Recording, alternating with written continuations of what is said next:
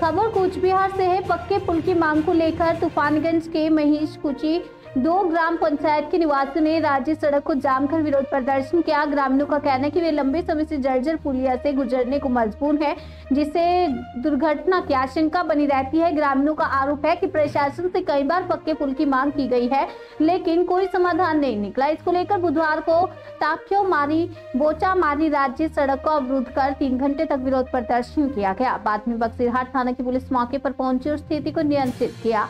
Police के आश्वासन के बाद प्रदर्शनकारियों ने सड़क जाम समाप्त किया।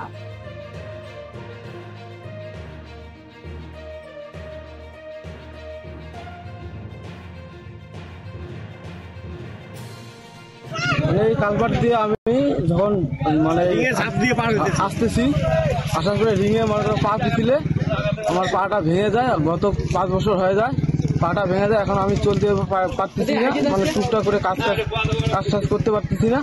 এরকম করে আমার জীবন যাইতেছে। আমার বউ বাচ্চা আছে, এখন আমার বউ বাচ্চা মানে দেখার মতো নাই, কিন্তু কালভার্টটা আমাকে লাগবে।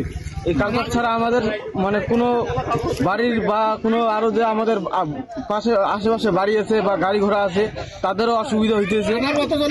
আর আমার মতো জন আরো এরকম না হয় দুর্ঘটনাটা, এই জন্য আমরা পথ অবরোধটা নিছি।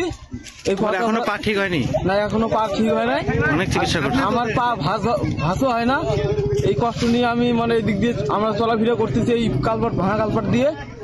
আমাদের এই জন্য পথ অবরোধটা আমাদের করলাম আজকে এই রাস্তার জন্য, যেন আমার মতো যেন আর কেউ এরকম না হয়। আবার ছোট ছোট বাচ্চারা স্কুলে যায়, ওদেরও জন্য এই দুর্ঘটনাটা না হয়। আমার বয়স এখন 20 বছর 25 বছর চলছে।